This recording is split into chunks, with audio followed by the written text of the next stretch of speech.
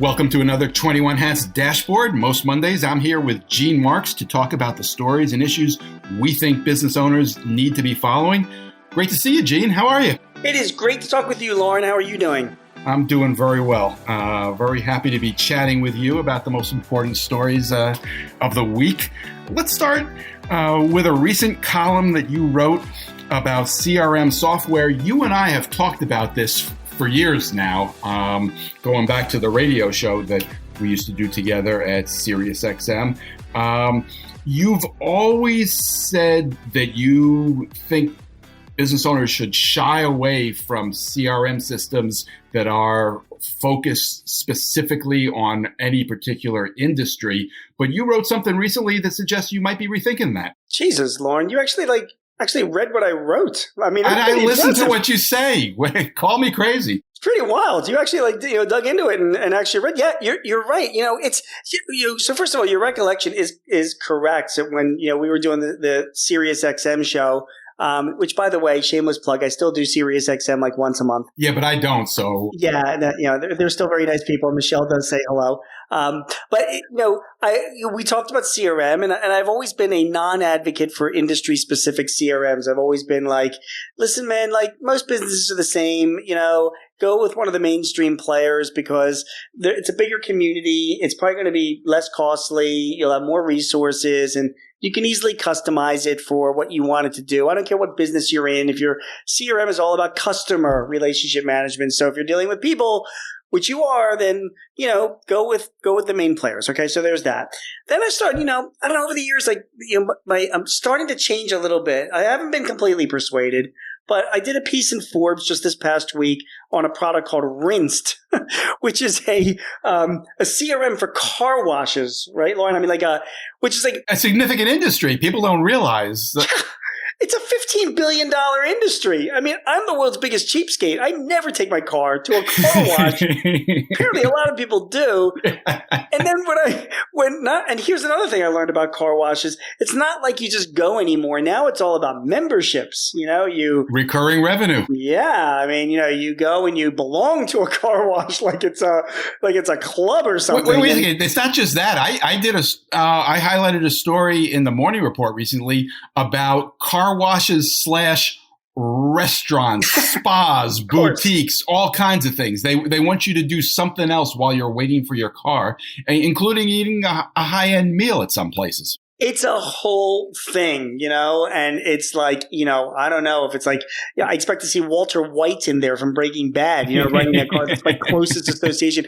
Anyway, there are some really specific things to the car wash industry. And you're right, it's the memberships and it's the cross-selling and it's the other products that they're offering. It's changed a lot and it's offering coupons, it's offering discounts, it's getting to know people that like certain types of car washes over others. And it's the reporting and so Rinsed, which is actually was developed by some car wash veterans and, some tech people. Is garnered to the car wash industry. It seems like a nice little product, if you're in there. This isn't like a plug for Rinsed, but it did get me thinking there are some industries that really do have their own particulars. And if you can find a good company and you like the people, you like the product, you think that they've got, financial legs, to carry on, they're not going to go out of business in a year. There is a good argument to be made for getting a vertical and industry-specific customer relationship management application. But I would still warn you that they tend to be a little bit more expensive. They have less resources. There are smaller outfits that are doing it. So it's not as if you're going to have the kind of support you would have with a Salesforce or a Zoho or a Microsoft. But it might work. It might work. It sounds like the trade-off is kind of if you go with the specific vertical, there's less customization, less development work that you might have to do, more Yes. bells and whistles that are appropriate specifically for you. But against that, it's a company that's not proven, perhaps, and could go out of business. How big a deal is that? Have you seen that happen with CRM systems? And no. I'll tell you the reason why is that usually companies like cloud-based companies like CRM companies, they generally don't take to shut their doors and go dark and go out of business. They generally sell their businesses and their data, which basically means, if you're a customer of Rinsed and Rinsed can't make it happen, most likely they'll sell you to some other CRM company, and then you'll have to just convert over, and they'll have hopefully a path for doing that. So that could be a pain, but not necessarily a disaster. Yeah, it's something to pat about. The other advantage of having like a vertical is if you are dealing with a smaller company and you do need a legitimate change made to the software, they're more apt to do that for you than if you're talking to some, service person at a Salesforce. Do you know what I mean? So it's, you do have more sway because they want the product to be better. So there are pros and cons. All right. Next topic. We highlighted a story last week in the morning report about business travel coming back and surprising even some people who are in the business of business travel. You're quite the road warrior. Are you surprised that it's coming back as strong as it is? No, I mean, it's been back. I mean, I've been traveling a lot this year. So, I mean, I don't know, I've probably been on 30 or 40 flights, since the past few months. And, they've been busy. They've been crowded. They've been, Loren, I was on a flight. It was a Delta flight yesterday from Minneapolis, and it was a packed plane, and they couldn't get one of the overhead bins to close. Right? And it was literally like everybody around me was panicking because literally, if they couldn't get it to close, it's one of those kinds of things where they would have canceled the flight. You know what I mean? Because an overhead bin doesn't close. That's how. But yeah, the whole plane was packed, and luckily they figured it out, and then everybody gave the flight attendants a big ovation. There are a lot of people that are traveling, Loren, and having said that, TSA reports, you can get their daily numbers. Business travel is still at a 90% level compared to 2019. So, but a lot of people thought there was a lot of travel that just never would come back, that people had figured out that, especially like sales trips. I mean, obviously there are times when face-to-face is worthwhile, but you can be in 3 places around the world instead of 1 over Zoom. And is all that travel really necessary? It sounds like people are concluding it is. Yeah, it is. And I never bought into that. I mean, listen, my travel is more around conferences and conventions. And I know for a fact, if you're going to drag a business owner out of their office, other than going to watch their kid play Little League Baseball, they're going to want to, go to their industry association meeting. You know what I mean? Because that way they network and they meet. That doesn't surprise me. I miss that. I haven't done a lot of it yet. I want to get back out and see people. I think it's the sales calls that surprise me. I just thought there's so much more efficiency to doing it over Zoom if you can make that work for you. Even locally here, in Philly, when we have clients that are, they got to be of a certain size, but I've been going out on sales calls. I can't tell you, and I don't know. I don't think it's that of an old school approach, but when I go to a company and shake hands and meet in a conference room and, eye to eye, my closes are way higher than if I'm doing it online or over Zoom. You have to temper that with the fact that to do that, it's, you're taking an extra few hours of your day, to go somewhere. That's even if you're just local. But there's real value in it. People like to see each other and get back together again. And, I never bought into this myth that business travel was never going to recover. It's already recovered. And I think it's going to be as strong as ever going forward. I really believe that. I did buy into it. Clearly, you were right. And a lot of people have discovered the same thing you've discovered about closing sales. Yeah, me being right, it happens a lot. It really does, Loren. And listen, what can I do? It's just me, Well, it's not just you. That's the point. All right. Next topic. In the past week, we've seen interesting evidence that the labor shortage is still continuing and is still strong. And yet we're also getting a wave of layoffs at the same time, which is a very odd combination. And I'm not quite sure what to make of it. You have any thoughts? I do. So first of all, if you dig it, Business Insider did like a whole report this past week of companies that are laying people off. The majority of those companies are tech companies because the tech industry is going through an adjustment.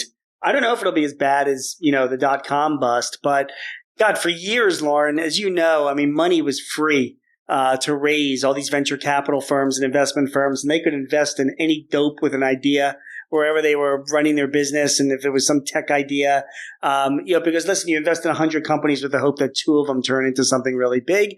So the financing was always there, and these companies were just splashing money away and spending it like it was water. And that's changed. I mean, not you look at the markets, the tech stocks are dropping, the cost of capital is going up, interest rates are increasing. So it's a different environment for investing now. And I think a lot of these tech companies are like, geez, we're not going to be able to raise money like we were doing in the past. So we got to tighten our belt for the first time ever and look at our overhead, and they got to cut some headcount. And I think that's what we're seeing happening right now.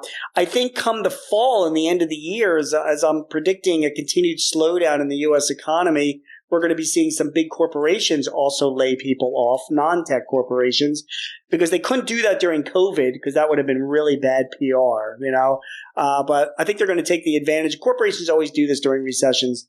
They take advantage of a downturn to cut the fat. So we're going to be seeing them lay people off. Great opportunity for small businesses, though, Loren. At the same time, like the National Federation of Independent Businesses reports, just recently that like 70% of the businesses are looking to hire. Everybody is you're desperate for people. So my smartest clients are spending money. I mean, they're even in the wake of a potential downturn. They look long. You told us last week that several of your clients were like those large corporations you were referring to, expecting a recession to hit at some point. They see it in their own numbers out in the distance. But they're still hiring, even in the wake of that. Like they're not dumb about this. They're like, listen, in inflationary times, you invest in property, you invest in equipment, you invest in inventory, you invest in people, because those get you through. Those are long-term investments. And none of my clients are panicked about a downturn. They're seeing a downturn, but this isn't 2009. So they are looking beyond. And, my smartest ones are like, listen, they're sniffing around. People get laid off. The other thing that's also different now than, 10 or 12 years ago is that it's become so much more acceptable for remote workers all around the country that, listen, if you're working for Carvana, which just had a layoff, big surprise, or Peloton, big surprise. Those are knowledge workers and skilled workers. And even if they're working, in San Francisco, there's no reason why a company in Atlanta can't be hiring them, a small business, to do some knowledge level work or skilled work for them. It's not the kind of stigma that it was, 10 years ago working remotely. And I think a lot of businesses are going to take advantage of that. The smarter ones are. So, recession, I think there will be a downturn, but believe it or not, I think there is going to be some opportunities in this. And I hope that we can take advantage of them. Well, for businesses that feel like they're still struggling with this labor shortage and they just haven't been able to catch up because it's been so tough to find enough people, what do they make of this confluence of evidence right now that we could be heading towards a recession? There are layoffs. How should they be thinking about that in terms of their own expectations for where their own business will be? So, it all depends on your business, and it depends on your cash flow, and it depends on your cash availability. Some people play defense and some people play offense. My feeling is you should be playing offense. If you've got the capital, to spend, you should be looking to hire people. Keeping an eye out on people that are getting laid off from some of these companies could be an opportunity for you to grab them. And we're heading into a downturn, but I don't know. I can't tell you how many business books I've read by very, very successful entrepreneurs, from Elon Musk to Bill Gates to all of them. They say like when talent becomes available, you make it happen. You get it. You know what I mean? It's like an investment that will pay off long term. So my smartest clients, even in the wake of a downturn, they're still going to be hiring when they see somebody that's valuable to hire. All right, last story of the week. You published a piece last week explaining why marketing can be so hard for small business owners. And you said it all really comes down to data. I have to say, when I talk to business owners, this is the topic that most people struggle with the most, in my estimation. Everybody's frustrated with what to do about their marketing. Do they outsource it? Do they hire someone? They're tired of dealing with gurus who promise that they'll get them to the top of their Google rankings and then don't do it. Yep. Tell us why you think it's been so hard for small businesses. So first of all, let me caveat this, okay, Loren? I don't know what the hell I'm talking about when it comes to marketing. Okay, just want to make sure that we're clear Wait, on that's this. not really true. Yeah, well, You've been doing this for a long time. You've had your own experience.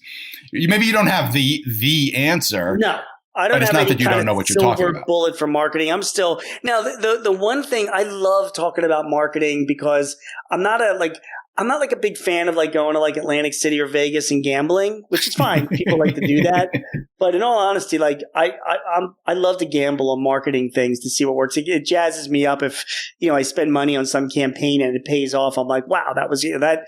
I love that. You know what I mean? So it's a topic that's near and dear to my heart. And there are a few things that I've learned, which I shared in this piece that I wrote, which I published on Medium and LinkedIn and on my blog at gmarks.com. The piece was basically about why all of our marketing is so fucked up. And that's literally what the title is of my piece. And it's because of this. When you're a big company, and I interviewed this guy who was like the VP of marketing for Heineken, big companies like Heineken, man, they don't mess around when it comes to their marketing. They spend a lot of money, most of their money on data. It's all about the data. And they buy very, very specific and expensive data about customers that drink beer, and they're all the demographics around them and where they drink it and where they go and all of that. And then the guy I was talking to, this VP of marketing, he had some campaign for this new line of beer that they were introducing, and they were going to do it through certain bars in certain cities and certain places around the country because they knew the demographics of the people that buy. They knew the bars that sell the most Heineken. They knew all of this because of the data that they bought. So he, like, going into this campaign, he knew, and this is the way it always works.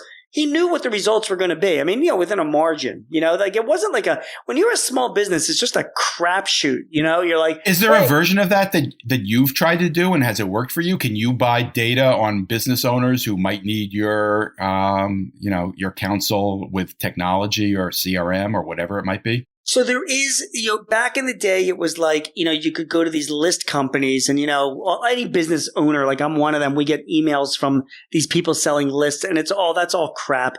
But there's been companies that are starting to emerge right now that are providing a higher level of data. So I wrote about this one company called Taradel. It's Taradel.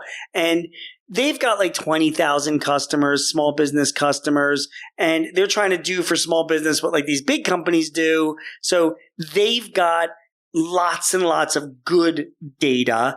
And then what they also do is they combine that data with helping the businesses provide the services, like they will do email marketing campaigns, social campaigns, even direct mail campaigns as well, utilizing their data.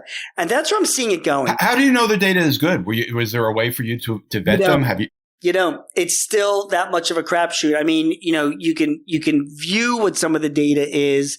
It's still not at the level okay, let's get back to the Heineken guy. Okay. How does he know that the data that he's buying is good? Well, first of all, it's with firms that he's worked with and had good experience with, so he knows. Secondly, he's able to get access because when you're paying that kind of money, I mean, he's running multi-million-dollar campaigns. He gets access to the data to analyze beforehand. But in the end, you're still relying on the people providing the data. So with a company like a Taradel, I mean, they provide you with the access to the data, sure, but in the end, you're going to have to do it like on a test basis with a company like that, try it out, see if you're getting the results that you like, and then you can like escalate it and expand it to even greater heights. But in the end, my takeaway is though, Loren, is it is all about the data. And, you can send out emails all day long or send out direct mailings all day long. And if you're sending it out with shitty data, you're going to get shitty responses. And the reason why, all of our marketing campaigns are so screwed up is because we're using screwed up data.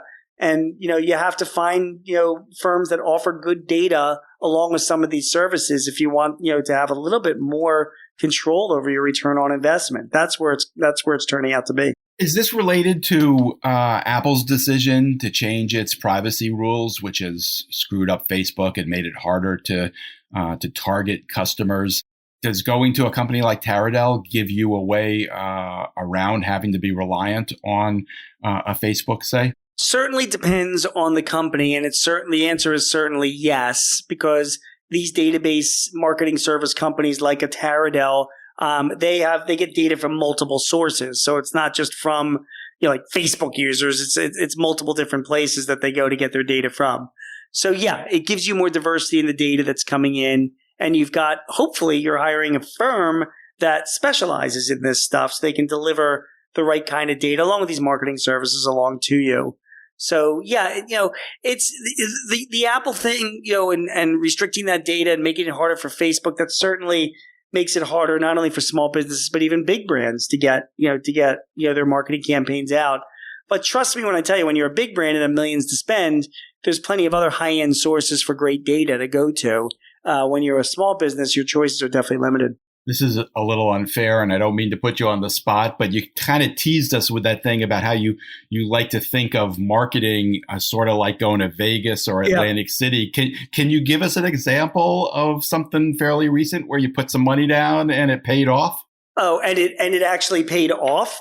So yeah, and it worked. No, actually, I actually can.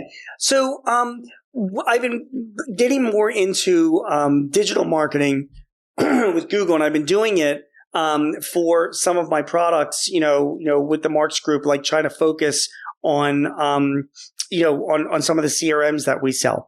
And what I've learned is that Google is, I'll give you an example specific. So we sell like Zoho.com, right, Loren? So if I go and I do like a keyword campaign on Google for Zoho, I'm competing against a bunch of other people and Zoho Corporation. You know what I mean? Like they've got, you go and you search for it and they've got the first 2 pages of links. So that's kind of tough. But what I've learned on the world of Google is that the more localized you can get it, the more chances you have of getting higher up in search rankings, right? Or having your ads displayed. So then I've been playing around with Zoho Philadelphia or Zoho, Pennsylvania or Zoho Cherry Hill, and it is, the results, it's a crapshoot because I don't know, like I'm going to spend, all right, I'm going to put aside $1,000 to spend on some Google ad campaigns, and I'm going to try some localized keywords to see what kind of a response that I get.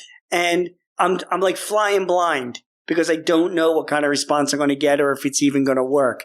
And the responses that I'm getting so far have been okay. Like I'm getting some people clicking, but on the internet, people click on crazy stuff anyway, because people are, whatever. So the jury's still out to me as to whether or not it's like a successful campaign.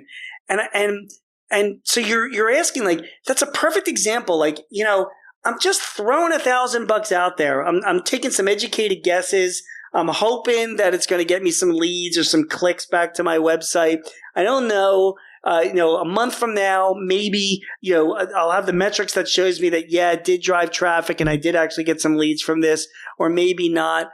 But it's just a fucking crapshoot.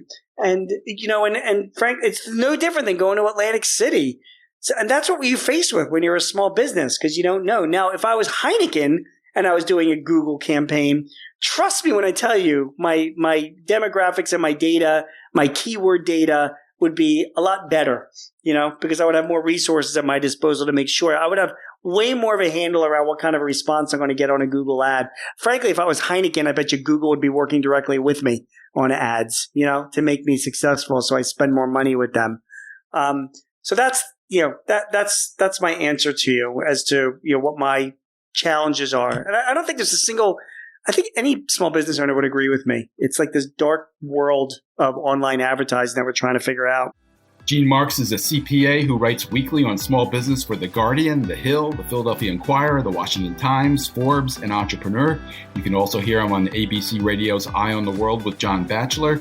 And Gene hosts 2 small business podcasts with Paychex Corporation and The Hartford. Thank you, Gene. Loren, you know what? You depress me. I'm going to Atlantic City, all right? Can I come? That sounds like fun. See you there. Have a great week, everybody.